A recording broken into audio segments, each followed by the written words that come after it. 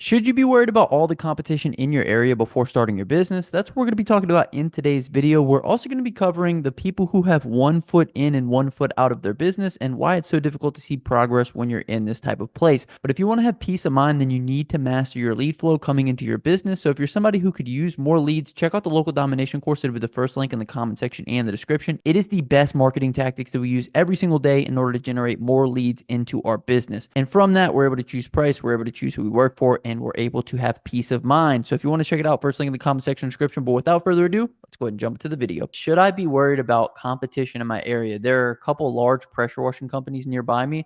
I was just wondering if it's worth it to start my own side hustle. This is a great question.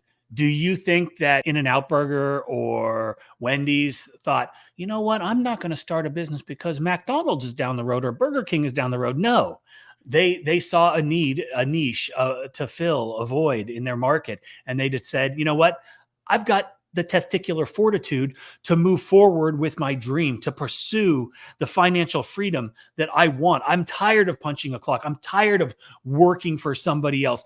And yes, there is competition. There is competition in every aspect of your life. When you go and apply for a job, there is competition. When you're applying to a school, when you're doing this, that, or the other, there is always competition. When you're on the job, your fellow employees are your competition, right? So should you not pursue something that you feel that you should simply because somebody else is in the market doing it? Absolutely not. Your competition is somebody you can learn from. Your competition is somebody that can teach you the right ways to do things and the wrong ways to do things. You can talk to potential customers and they're going to tell you, hey, the big guy, he did this, this, and this, and I didn't like that. So then what you can do is you can generate your marketing strategies based on the things that other people don't like about the big guy. They're impersonal. They don't communicate. They're, whatever the case is, be the opposite. Build your business on being unique, on not being the big guy.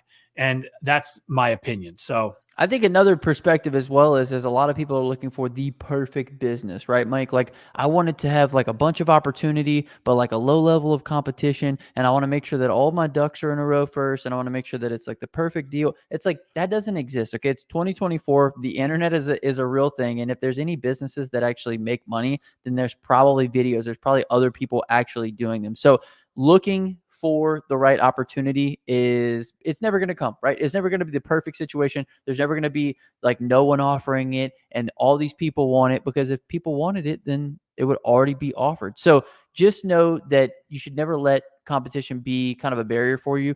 Just like for us, how many CRMs are there? There's probably like hundreds and thousands of CRMs out there. Did we let it stop us? No, we just went right ahead because we said, we know that we can offer a product that the market currently isn't fulfilling. And we know that there are customers out there that want this product. And so we went ahead and made it. You want to add guns anything? a-blazing. Yeah. And so the next, Menard also said, I was also worried about starting an LLC without knowing if I'm going to commit to a pressure washing business. I was thinking making the customer sign a waiver which acknowledges minor damages. Okay. Having something like that in place, a customer contract, is very smart. Is it going to hold up in a court of law? Yes, to some degree. However, if you really damage something, a little piece of paper is only going to go so far. If you don't have an LLC in place, and an LLC is important because what does an LLC do? It separates your business from your personal assets. You've got a cute little baby there. I'm assuming that's not you. I'm assuming it's a child, and I'm assuming you want to provide for that child. And the last thing you want to do is for a customer who you messed some stuff up for, go after all your personal shit. And now your baby's living in a van down by the river, right? That's not what you want. That's why you form an LLC. How much does it cost to form an LLC? Shit, you can probably do it for under $100 if you do it all yourself, file all the paperwork yourself. I'm sure there's a dozen videos on YouTube teaching you how to do that. Or you can, ball up and go spend $300-400 and just have LegalZoom or whoever do it for you, right? At the end of the day, these expenses, forming an LLC, doing, the minor, the small things, right? Getting liability insurance, whatever the case is, minimal costs, right? A CRM, shit. Quote IQ, the minimum bottom tier is like $30 a month. That's $1 a day. You're telling me that if you're going to start a business, you're not going to be able to make at least $1 a day, right? One pressure washing job, $350, $500, whatever the case is, that's going to pay for the LLC. That's going to pay for your CRM. That's going to pay for some marketing. That's going to, and then you do another job and another job. Like these are the things that people, they don't think about. The business pays for all the shit, right? The customers are paying for our equipment.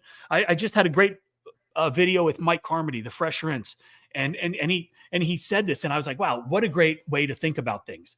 He was talking about he wanted to get a Mini Mondo, one of those dual surface cleaners, right? Badass surface cleaner, about $1,800, right? Mike's got the money. He could have gone out and bought it, but you know what he said? He's like, you know what?